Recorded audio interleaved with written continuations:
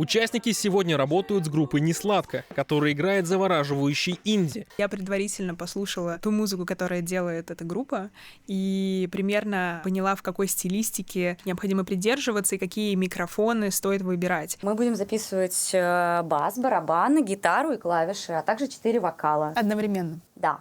Она больше как раз на ощущениях двигается, что она послушала заранее, послушала, как это все вместе звучит, и, в принципе, уже в голове, наверное, нам она не рассказала, что она представляет, но, видимо, какую-то картинку для себя составила. Мы предварительно, скажем так, сделали репетицию, и девушки мне попели, и я послушала голос каждой из участниц, и я могу на слух определить, какой микрофон может подойти тому или другому человеку.